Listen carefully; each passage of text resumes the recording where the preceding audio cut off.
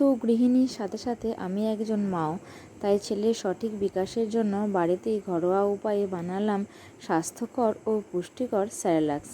রাধে রাধে বন্ধুরা, তোমরা সবাই কেমন আছো? আশা করি তোমরা সবাই খুব ভালো আছো ও সুস্থ আছো। আমরাও খুব ভালো আছি। আজ হচ্ছে রবিবার, তোমাদের সবাইকে সাথে নিয়ে আজকের ব্লগটা স্টার্ট করছি। সাথে থাকো, আশা করছি আজকের ব্লগটা তোমাদের খুব ভালো লাগবে। তো সকালেই দেখো বিছানাটা পরিষ্কার করে বাগিয়ে নিয়ে ঝেড়ে নিলাম। তো সকাল থেকে তো আমার বিছানাটা প্রায় 5 থেকে 6 বার সারাদিনে ঝাড়া বাগানো হয়ে যায়। তো কি বলো তো, রাতে শোয়ার পর যে ওঠা হয় তখন তো বাসি বিছানাটা না বাগালে হয় না। তো তারপর না বিছানা বাগিয়ে আমার ঝাড় দেওয়া সব কমপ্লিট হয়ে গেছে, কিন্তু আজকে তোমাদের সঙ্গে ঝাড় দেওয়াটা আমি শেয়ার করলাম না। তারপর কি করলাম, ঘরগুলো সব পরিষ্কার করে মুছে নিলাম। তো এদিকে রুমগুলো কিন্তু আমার সব মোছা হয়ে গেছে। তারপর আমি ডাইনিংটা পরিষ্কার করে মুছে নিচ্ছি। আর দেখো, ঝাড় দেওয়ার পরেও না অনেক জায়গায় অনেক নোংরা কিন্তু থেকে যায়, আর পরিষ্কার করে না মুছলে একদম ভালো লাগে না। আর রুমগুলো বেশ ঝাড় দেওয়া মোছার পর কি হয় বলো তো, বেশ পরিষ্কার দেখতে লাগে। তো সেই জন্য কি করলাম, আগে ঝাড় দিয়ে নিলাম, তারপর মুছে নিচ্ছি। আর দেখো আমার মেয়ে এদিকে পেরিয়ে গেল, মানে ওর বাবা ডাকছিল যে কিছু হয়তো এনেছিল সেটা নিয়ে আসার জন্য। তো মেয়ে কী করলো, সেটা নিয়ে এসে এখানে রেখে দিল। তো তারপর দেখো আমার সব মোছা হয়ে গেছে। তো আমি কিন্তু সকালে উঠি সব কাজ সেরে নিলাম। আর এদিকে একটা আমন্ডের প্যাকেট কেটে নিচ্ছি, কেননা আমন্ডটা আমার আজকে প্রয়োজন। তো সেজন্য আর কি আমন্ডটা কেটে এই কৌটোর মধ্যে কুড়িয়ে নিচ্ছি। তো এই আমন্ডটা কিন্তু খুবই ভালো, আর এতে কিন্তু একদমই কোলেস্ট্রল নেই। এটার মধ্যে অনেক কিছু উপাদানই বেশ ভালো। তো এই আমন্ডটাই কিন্তু আমি আমার ছেলের জন্য ব্যবহার করি। তো তারপর আমি একটা প্লেটের মধ্যে নিয়ে নিয়েছি আমন্ড, কাজু, আর নিয়ে নিচ্ছি মুগ ডাল। তো মুগ ডালটা আমি পরিমাণ মতো নিচ্ছি। তো এই চামচের 4 চামচ নিলাম। তারপর নিচ্ছি এখানে মুসুর ডাল। বন্ধুরা, তোমরা যখন বাড়িতে এই স্যালাক্সটা বানাবে তোমাদের পরিমাণ মতোই কিন্তু এগুলো নিয়ে নেবে। তো আমি কিন্তু আমার পরিমাণ মতো এগুলো নিয়ে নিচ্ছি আর কি। তো যে পরিমাণ আমি বানাতে চাই সেই পরিমাণই নিয়ে নিচ্ছি। তো তোমরা যদি চাও এর থেকে কম বানাতে, তো এর থেকে কম পরিমাণও নিয়ে নিতে পারো। আর বেশি বানাতে চাইলে এর থেকে বেশিও নিতে পারো, তাতে কোনো অসুবিধা নেই। তো আমি এখানে তো 4 চামচ মুগ ডাল নিয়ে নিয়েছিলাম, আর নিয়ে নিয়েছিলাম 5 চামচ মুসুর ডাল, আর নিয়েছিলাম ভাতের চাল, সেদ্ধ ভাতের চাল নিয়েছিলাম 4 চামচ, 3 চামচ নিয়েছিলাম ছোলার ডাল, আর নিলাম 4 চামচ এখানে যে পোলাও করা হয় বা যেটাকে খাস চাল বলা হয় সেই চালটা নিয়েছিলাম। তো এদিকে আমি সব উপকরণ একসাথে নিয়ে নিয়েছি। তো দেখো উপকরণগুলোকে কি করব, এরপর এক কাছে নিয়ে একটা পাত্রের মধ্যে ঢেলে দিচ্ছি। তো কি বলো তো, এই উপকরণগুলোর মধ্যে কিন্তু অনেক নোংরা আছে, বিশেষ করে চাল আর ডালের মধ্যে তো প্রচুর পরিমাণে নোংরা থাকে। তো এতে তো অনেক সময় ওষুধও দেওয়া থাকে। তো সেই জন্য কী করলাম, খানিকক্ষণ না এটাকে জলে ভিজিয়ে রেখে দিলাম। তো তারপর এটাকে বারে বারে জল দিয়ে দিয়ে বেশ চকুটে চকুটে ধুইয়ে নিচ্ছিলাম, কেননা এর মধ্যে কিন্তু অনেক বললাম যে নোংরা থাকে। তো সেই জন্য যতক্ষণ না জলটা পরিষ্কার বেরোয় ততক্ষণ কিন্তু আমি এটাকে বেশ ভালোভাবে ধুয়ে নিলাম। তো দেখো এদিকে আমার এগুলো সব পরিষ্কার করে ধোয়া হয়ে গেছে। তারপর একটা মানে ওই পেতের মধ্যে ছেঁকে দিলাম। তো পেতের মধ্যে ছেঁকে দিলে কি হয় বলো তো, জলটা ঝরে যায়। তো খানিকক্ষণ কিন্তু ছেঁকে আমি রেখে দিয়েছিলাম, জলটা ঝরে গেল। তারপর কিন্তু আমি ছাদে একদম চলে এসেছি, আর একটা পাতলা কাপড়ের ওপরে এরকমভাবে মেলে দিচ্ছি।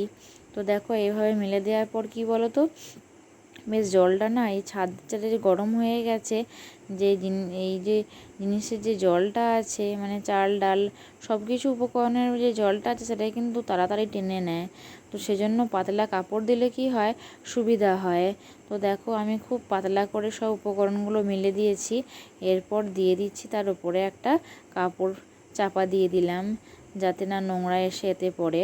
আর অবশ্যই কিন্তু কাপড়ের চারিপাশে বেশ ভারী ভারী কিছু জিনিস দিয়ে দিতে হবে, যাতে হাওয়াতে কাপড়টা না উড়ে যায়।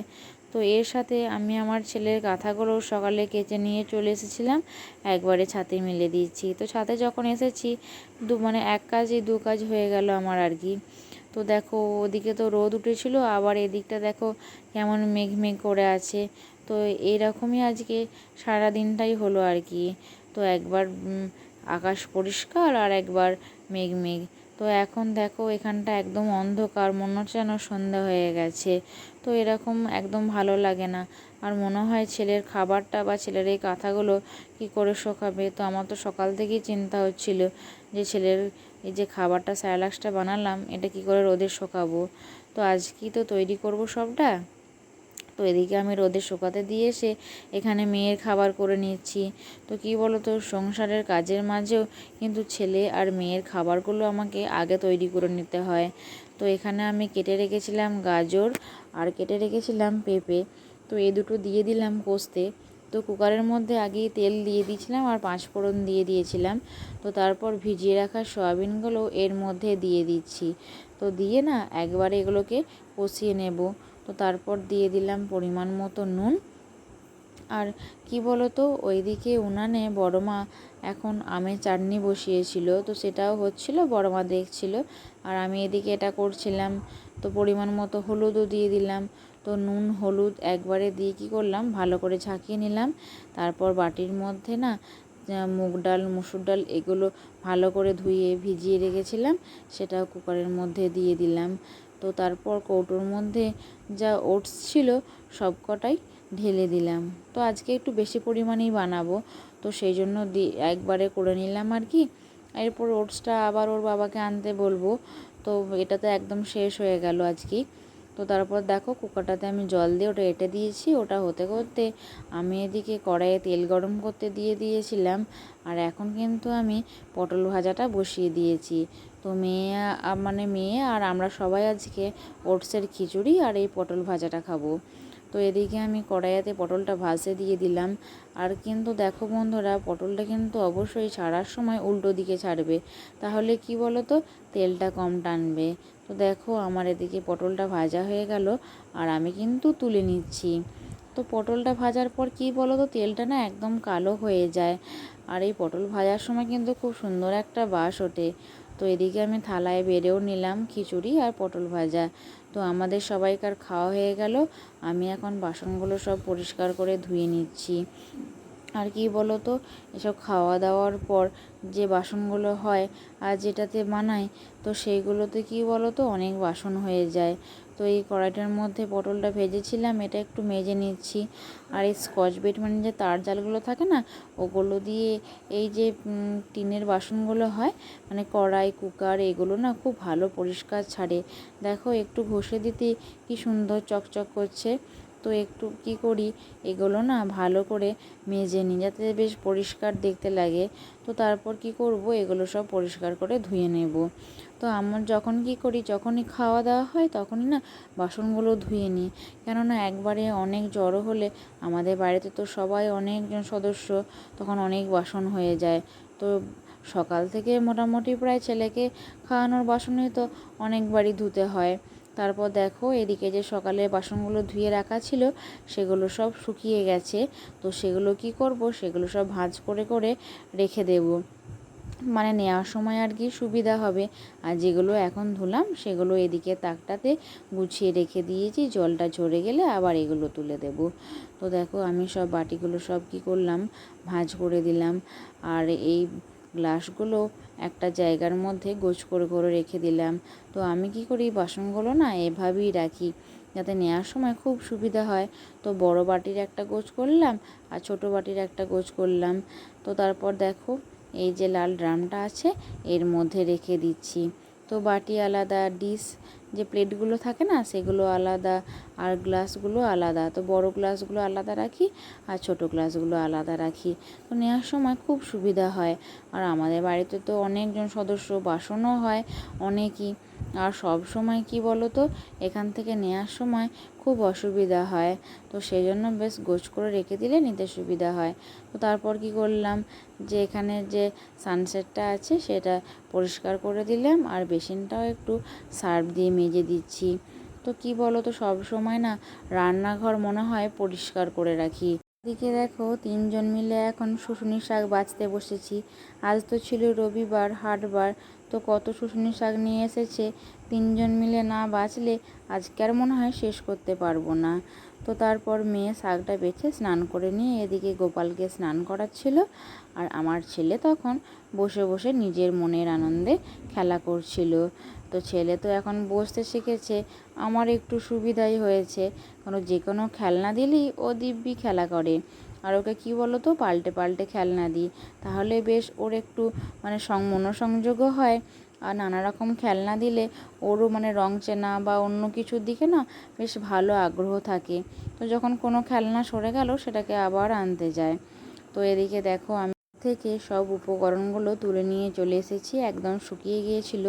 তো সেগুলোকে এই শুকনো কড়াইটার মধ্যে না একটু নেড়ে নিচ্ছি। আর কি বলো, এগুলো একটু ভালো করে না ঘন ঘন নাড়তে হবে। আর অবশ্যই কিন্তু গ্যাসের ফ্লেমটা একদম কমিয়ে রাখতে হবে, বাড়িয়ে রাখলে এগুলো একদম ধরে যাবে, তখন অসুবিধা হয়ে যাবে, আর এগুলো খুব ধরা ধরা গন্ধ হয়ে যাবে। তো তারপর বারে বারে বারে বারে নেড়ে নেড়ে দেখো এর রঙটা কিন্তু একদম পাল্টে গেছে। আর অবশ্যই কিন্তু একদম মানে খুন্তিটা নাড়া বন্ধ করো না। তো যতক্ষণ কিন্তু গ্যাসটা জ্বালিয়ে রাখবে ততক্ষণ কিন্তু এটাকে সমানভাবে নাড়িয়ে যাবে। তারপর দেখো এটা একদম বাদামি বাদামি রং হয়ে গেছে। তারপর এটাকে হালকা ঠান্ডা করে নিলাম, তারপর মানে মিক্সার গ্রাইন্ডারে দিয়ে দিলাম। তো এদিকে দেখো আমার কি সুন্দর স্যারেলাক্সটা তৈরি হয়ে গেছে। আর এটাকে আমি এখন পরিষ্কার পাত্রের মধ্যে রেখে দিলাম। তো এর মধ্যে আছে কিন্তু অনেক পুষ্টিকর ও স্বাস্থ্যকর উপাদান, যেটা কিন্তু আমার ছেলের জন্য খুবই প্রয়োজনীয়। তোমরাও তো বাড়িতে অনায়াসে এটা বানিয়ে নিতে পারো। তো আজকে ব্লগটা এখানেই শেষ করছি, আবার দেখা হবে নেক্সট ব্লগে। রাধে রাধে।